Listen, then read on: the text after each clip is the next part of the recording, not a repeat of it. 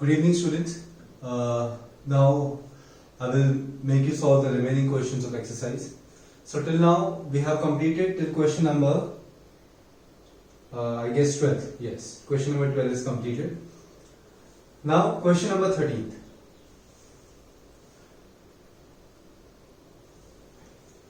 A hot plate of an electric oven connected to a 220 volt line.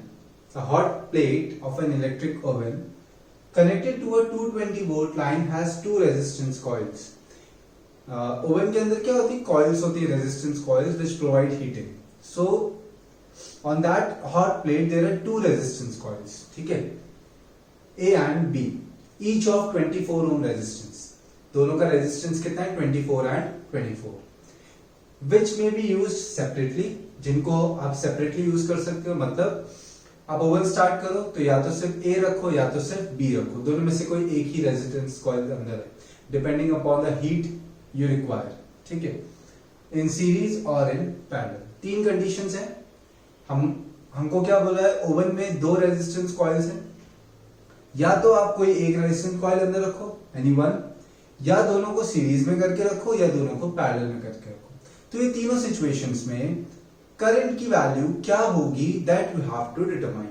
So in 13th question there are three cases. Case 1, used separately. ठीक है, separately use किया है. So voltage कितना दिया है आपको? 220 volt. Resistance of both the coils is 24 ohm each. Okay, अब आपने सेपरेटली यूज किया, मतलब या तो A यूज किया या तो B यूज किया, तो रेजिस्टेंस कितना रहेगा? एक ही कॉइल अगर यूज हो रही है तो रेजिस्टेंस कितना रहेगा? 24 ओम. क्लियर? सेपरेटली मतलब एक ही यूज कर रहे हो. सो करंट क्या हो जाएगा? I होता है ओम्स लॉ से V equals to IR, so I equals to V by R. Substitute the values. 220 by 24. Okay, 220 by 24 will be, I guess, 24 8 8 4 32 3 carry 6 192 9 9 4 is 36 3 carry 89 3 2 16. How much is remaining? 4 point 1 is 24. Okay, 10 minus 4 is 6 and 3 minus 2 is 1. 160. 24 6 144. So कितना आ गया? 9.16 ampere. Okay, we got the current in the first case. Now in the second case आपको बोला है coils को तीन different type से connect कर सकते हो. So in the second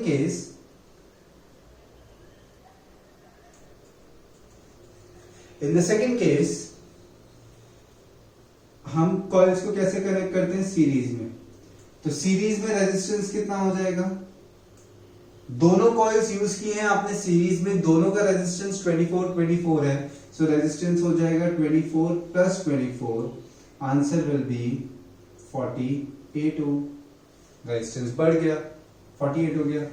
okay, what is I is V by R. What is V?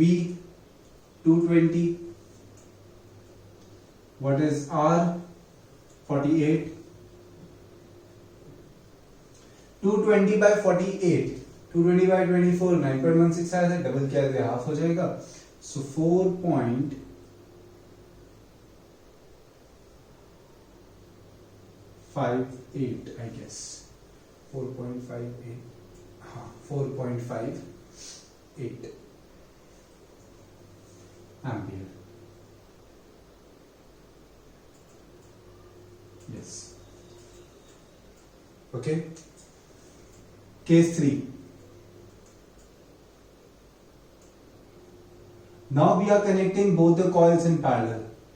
So when we are connecting both the coils in parallel, the equivalent resistance will be 1 by R equals to 1 by 24 plus 1 by 24. So 1 by 24 plus 1 by 24, 24 LCM, 1 plus 1 will be 2, so 1 by 12. तो R कितना हो गया आपका 12 ohm. What is I? I is V by R. Okay. What is V? 220. R is 12. So इसका answer आ जाएगा आपका 18.32. Okay. So write this question. बहुत ही simple था. सिर्फ कैलकुलेशन से 3 केसेस हैं, एक बार सेपरेटली, एक बार सीरीज और एक बार पैरेलल. तो उसमें आपको सिर्फ करंट निकालना है V और R. आपको पता है कि सीरीज में क्या होगा, सेपरेटली में क्या होगा और पैरेलल में क्या होगा. So write this question. Pause the video here and write this. आपको लिखना साथ साथ में ही है, कोई ऐसा नहीं कि वीडियो देखेंगे बाद लिखेंगे, ऐसा कुछ नहीं करना है. ठीक है, वीडियो 2 बार देख के टाइम वेस्ट करने की जरूरत नहीं है. 14th. Okay, pause the video here, write this. 14th question.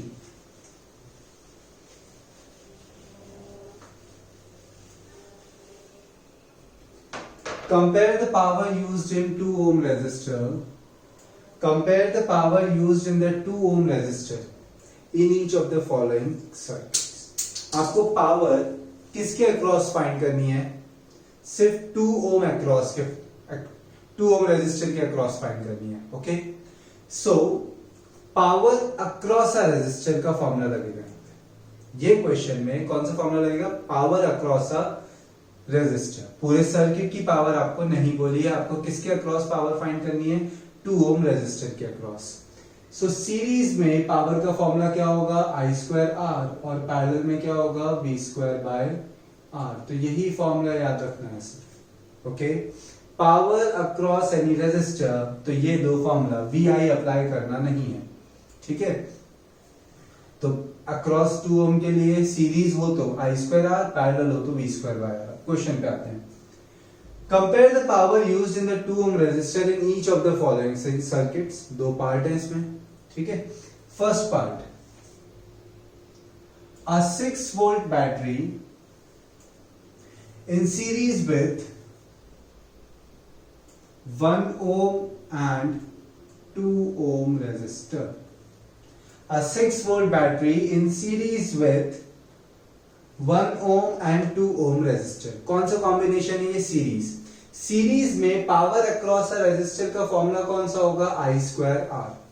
ठीक है, क्योंकि अगर आप V ले लेते हो तो 2 ohm के अक्रॉस V6 नहीं होगा, अलग होगा, तो V वाले फॉर्मूले से हम नहीं निकाल सकते. ठीक है, पूरे सर्किट का भी पूछा नहीं है आपको, सिर्फ 2 ohm के अक्रॉस पूछा है, तो VI भी नहीं लगा सकते. तो कौन सा लगाना है? P equals to I square R. But इसके लिए हमें I चाहिए, और I के लिए क्या चाहिए? Total resistance of circuit R will be R1 plus R2. क्यों ये किया हमने? Because we have to apply this formula, और इसमें क्या चाहिए हमें? I चाहिए. 1 plus 2 answer is 3 ohm. Okay, resistance आ गया. करंट क्या होता है? I equals to V by R. Series में जितना करंट पूरे सर्किट में होगा उतना ही करंट हर एक रेजिस्टर से पास होगा. सो I equals to V by R. What is V? 6. What is R? 3. तो करंट कितना है सर्किट में? 2 ampere. Power across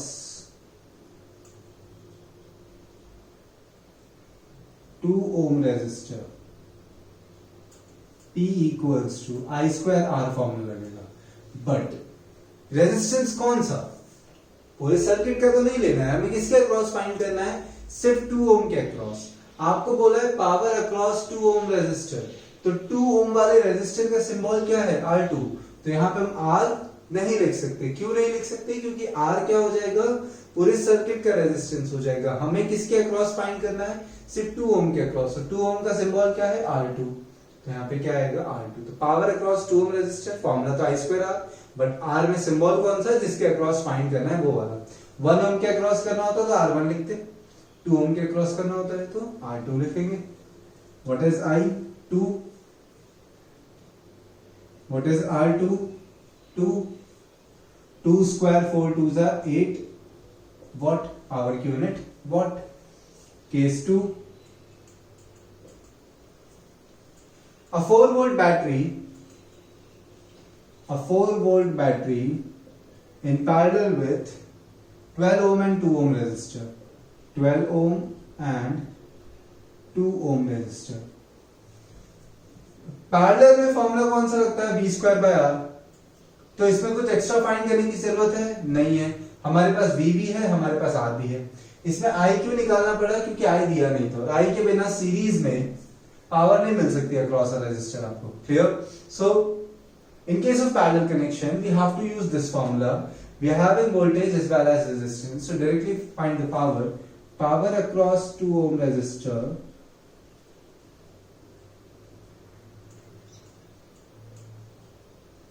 power is V²/R. किसके अक्रॉस फाइंड करनी है? R2 के अक्रॉस. ओके, तो R2 2 ओम के अक्रॉस फाइंड करनी, तो R2 V कितना है? 4. सो 4²/R2 कितना है? 2. 4² 16/2, answer 8 watt. So power in both the cases is equal. We have to compare.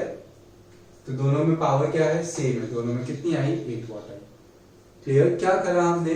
आपको क्वेश्चन में बोला था find the power across power used in 2 ohm resistor. So power used in resistor का formula क्या होता है? दो फॉर्मूले होते हैं. Depending upon the combination of resistors we have to apply the formula. First case was of series combination, तो हमने I² का फॉर्मूला लगाया. I था नहीं तो पहले I फाइंड करा. I के लिए हमें टोटल रेजिस्टेंस भी चाहिए. सेकंड था पैरेलल, सेकंड में V और R चाहिए. दोनों थे तो डायरेक्टली मिल गया. Okay, pause the video here and write this.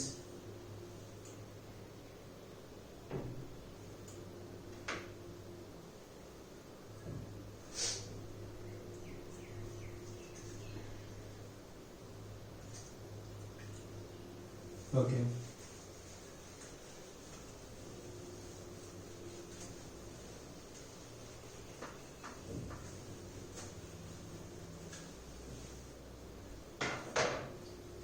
Fifteenth question.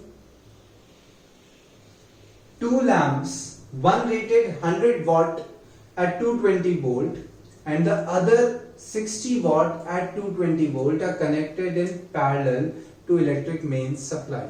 देखो कैसा केस है. 2 लैंप्स, ये एक लैंप है.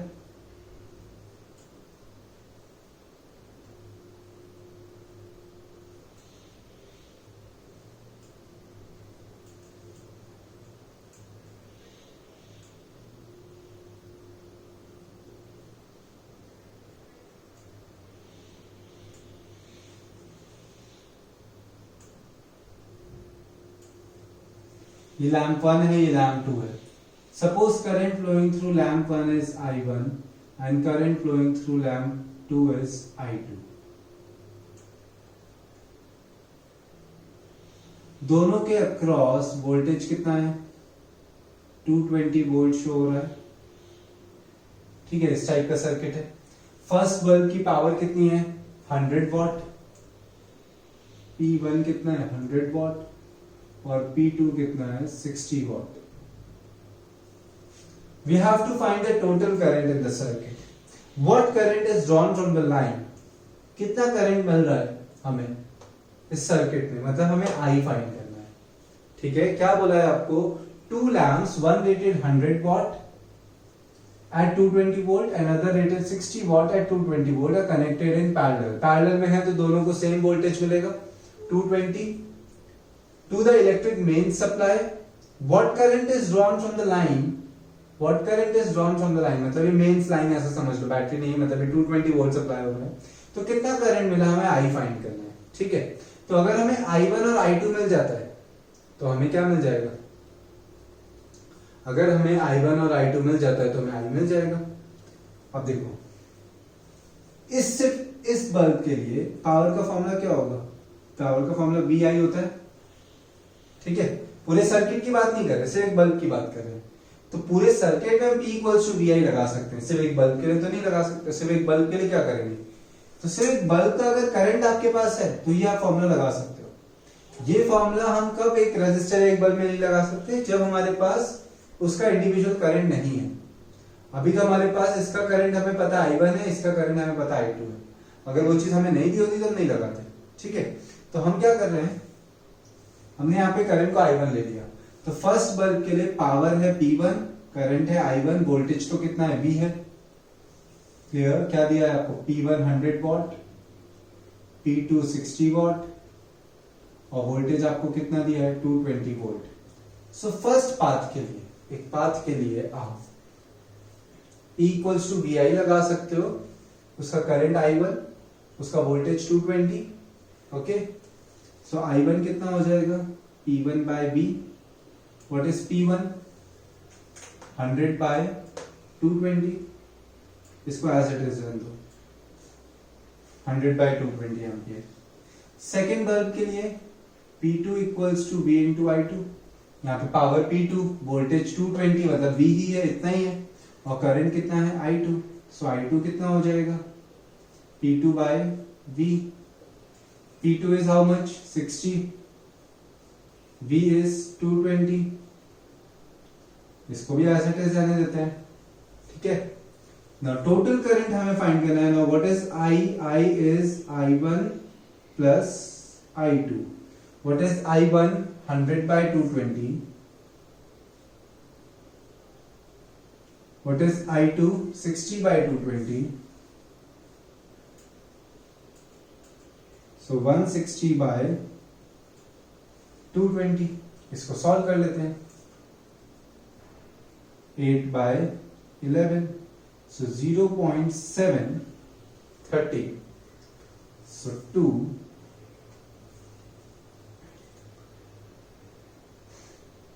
again 7। तो इसको राउंड ऑफ करके 0.73 भी कर सकते हैं। एग्जैक्ट आंसर 0.727 है, राउंड ऑफ करेंगे तो 0.73 ampere. This is your final answer. Okay, so ये क्वेश्चन में आपको क्या करना था, आपने इंडिविजुअल करंट्स फाइंड कर लिए। इंडिविजुअल पाथ के लिए मैं फॉर्मूला लगा सकते हैं। ठीक है, फिर हमें I1 मिल गया, I2 मिल गया, सो टोटल करंट क्या हो जाएगा, I equals to I1 plus I2।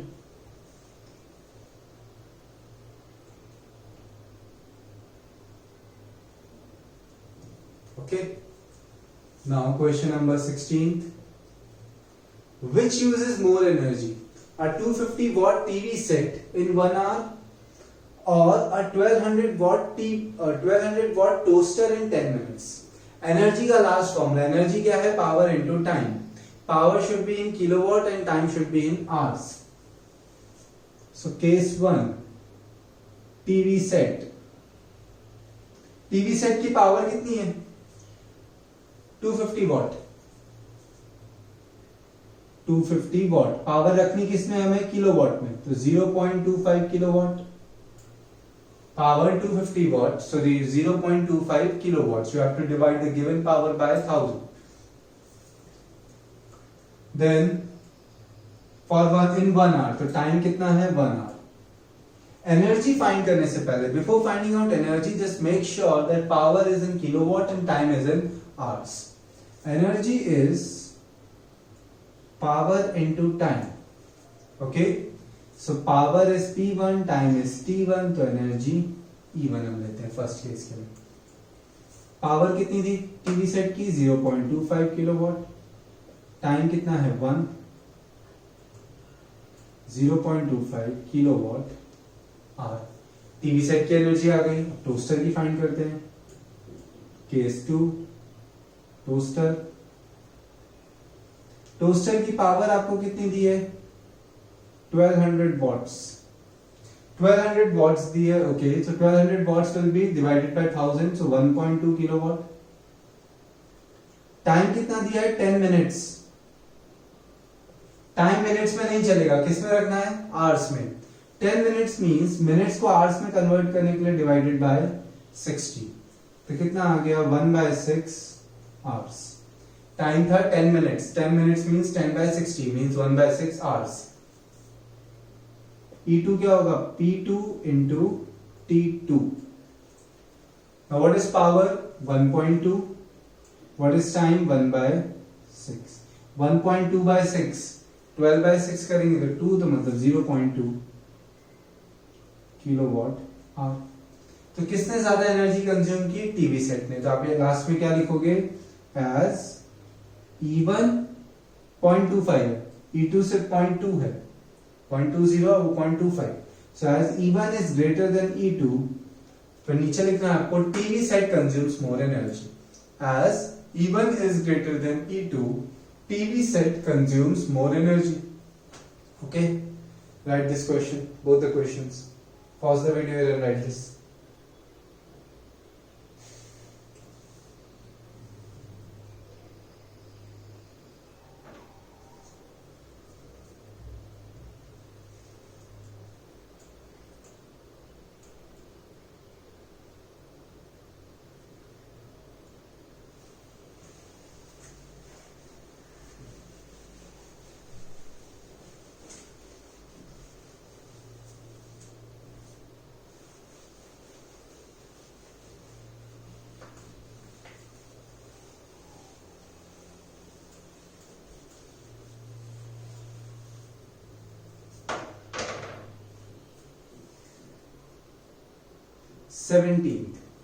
Seventeenth question का जो पीछे आंसर दिया है वो गलत दिया है, तो कंफ्यूज नहीं होना है, ठीक है। आप कहीं भी सॉल्यूशन देखोगे तो पीछे से आंसर उसका मैच नहीं होगा। क्वेश्चन क्या दिया है? Electric heater of resistance 8 Om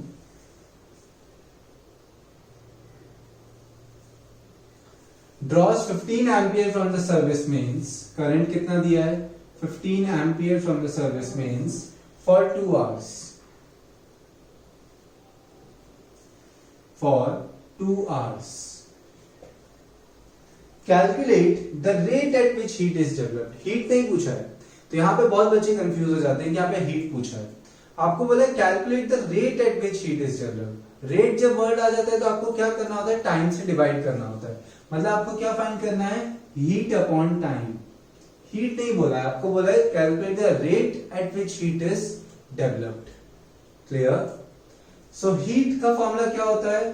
I² RT, और रेट बोला था इसलिए हमने टाइम से डिवाइड किया था, तो T और T तो कट हो जाएंगे, तो ये टाइम सिर्फ आपको कंफ्यूज करने के लिए दिया है। तो ये क्वेश्चन में थोड़ा ज्यादा ध्यान देना। Calculate the rate at which heat is developed means you have to find heat upon time. तो टाइम कर I 15, resistance 8, 225 into 8, 200 into 8, 1600, 25 is 200, 1800। Unit क्या आएगी? हीट की यूनिट जूल, टाइम की यूनिट सेकेंड, जूल पर second what. This is your answer. Okay, अब बात करते हैं 18th क्वेश्चन की। Explain the following. Why is the tungsten used almost exclusively for filament of electric lamps? Electric lamps की filament के लिए टंगस्टन क्यों यूज होता है? तो आंसर क्या है? Because of its high resistivity and high melting point. क्योंकि उसकी रेजिस्टिविटी भी ज्यादा है, तो हीट एनर्जी ज्यादा होती है, तो that heat energy sufficient to be converted into light energy, and it is high melting point, तो मेल्ट भी नहीं होता है। सेकंड, तो टंगस्टन को यूज करने के 2 reasons, because it has high melting point and high resistivity.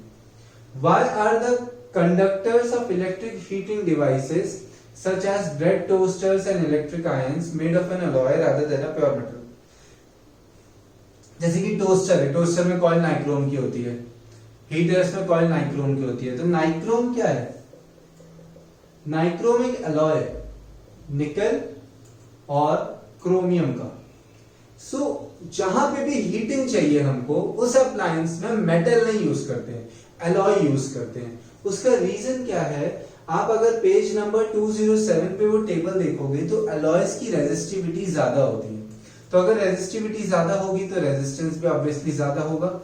Okay, resistance ज्यादा होगा तो उसमें हीट भी ज्यादा होगी, so heat is desirable. That's why an element having a high resistivity is selected, a substance having high resistivity is selected. So second, because alloys have high resistivity. Third, why is the series arrangement not used for domestic circuit? Series arrangement क्यों नहीं use होता है? जैसे एक ही resistor है, मैंने आपको बीच बीच में बोला था कि रेजिडेंशियल एरियाज में, मतलब डोमेस्टिक पर्पसेस में पैरेलल वायरिंग होती है, पैरेलल कॉम्बिनेशन यूज होता है. क्यों यूज होता है, उसका रीजन सुनो. इसको जितना पोटेंशियल मिलेगा उतना पोटेंशियल इसको नहीं मिलेगा, पोटेंशियल चेंज हो जाएगा. बट घर पे हमारे जितने भी अप्लायंसेस सब एक ही पोटेंशियल में वर्क करने के लिए डिजाइन किए जाते हैं. उसका रीजन क्या है कि अगर इसने पोटेंशियल ले लिया, इसके लिए धीरे धीरे पोटेंशियल कम होता जाएगा, तो जो आगे के अप्लायंसेस होंगे वो फुल एफिशिएंसी से वर्क ही नहीं करेंगे. आप अगर सीरीज में नंबर ऑफ बल्ब्स लगाओ तो सबसे ज्यादा ब्राइटेस्ट फर्स्ट होगा, उसके बाद धीरे धीरे उसकी इंटेंसिटी क्या होने लगेगी, कम होने लगेगी, क्योंकि सीरीज में पोटेंशियल क्या हो जाता है, कम हो जाता है. और किसी भी अप्लायंस की एफिशिएंसी करंट की वजह से नहीं होती है, उसके पोटेंशियल की वजह से होती है. अप्लायंस करंट कंज्यूम नहीं करता है, अप्लायंस पोटेंशियल कंज्यूम करता है. ओके, सो सीरीज में अगर आप अप्लायंसेस यूज करते हो तो सबको सेम पोटेंशियल नहीं मिलता. ठीक है. प्लस सपोज अगर ये वाला रेजिस्टर खराब हो गया या अप्लायंस खराब हो गया तो करंट आगे जाएगा, नहीं जाएगा. तो अगर घर में एक अप्लायंस भी खराब हुआ तो घर के सारे अप्लायंसेस आपके बंद हो जाएंगे. एक फैन सपोज, एक बल्ब खराब हो गया घर में, उसका कुछ अंदर से सॉकेट खराब हो गया तो घर में सब कुछ बंद हो जाएगा. सो सीरीज में अगर एक अप्लायंस भी वर्क करना स्टॉप कर दे तो सारे अप्लायंस क्या हो जाते हैं, फेल हो जाते हैं. प्लस उनको पोटेंशियल भी सेम नहीं मिलता है. सो थर्ड के दो रीजंस देखेंगे हम. First reason,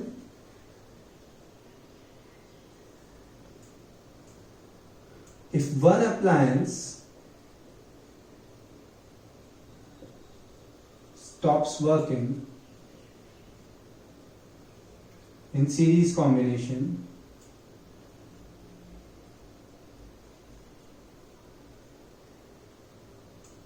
all the other appliances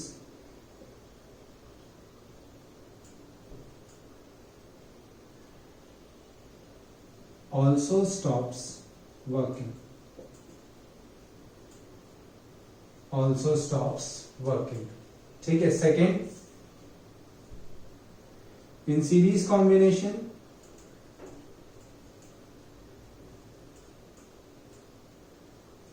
potential gets divided.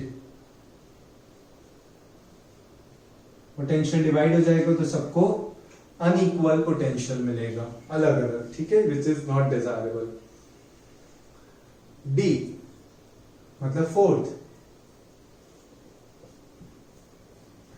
How does resistance of wire vary with its area of cross section. तो ये तो आप लिख सकते हो, स्टेटमेंट में लिखना, मैं अभी मैथमेटिकल फॉर्म में लिख दे रहा हूं. Resistance is inversely proportional to area of cross section. क्या लिखना है, resistance is inversely proportional to area of cross section. And the last I am writing over here, why are copper and aluminium wires usually employed for electricity transmission. जहां पे भी गोल सिर्फ current को conduct करना है, ट्रांसमिट करना है, वहां पे रेजिस्टेंस का कोई काम नहीं है. तो वायर्स ऐसे यूज किए जाते हैं जिसमें रेजिस्टिविटी क्या हो, लीस्ट हो. तो अगर आप पेज नंबर 207 पे टेबल देखोगे तो लीस्ट रेजिस्टिविटी सिल्वर की है, उसके बाद कॉपर, उसके बाद एल्यूमिनियम. बट सिल्वर यूज नहीं करते क्योंकि उसकी कॉस्ट ज्यादा है. तो एल्यूमिनियम और कॉपर को यूज करने के दो रीजंस हो गए, because they have low resistivity and they are cheap. Because they have low resistivity and they are cheap. So with this, your chapter number 12 gets over. Okay, this is the most important chapter of the physics section.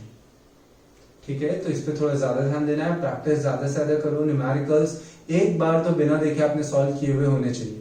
देख के तो एक बार notes में लिखना ही है, एक बार at least आपको बिना देखे इसके सारे न्यूमेरिकल्स सॉल्व करने हैं. इसके बीच में जो 3-4 इंटेक्स क्वेश्चंस मैंने पर्पसली छोड़े हैं वो आपको सॉल्व करने हैं, क्योंकि बहुत ही सिंपल है। आपको रेजिस्टेंस दिया है, सीरीज कॉम्बिनेशन दिया, आपको फाइंड करना है, पैरेलल दिया, आपको फाइंड करना है। तो बीच में मैंने 3 या 4 इंटेस्ट क्वेश्चन पर्पसली छोड़े, वो इंटेस्ट क्वेश्चन आपको खुद से सॉल्व करने हैं। And if you face any doubt you can text me और कॉल मी, ठीक है। Thank you.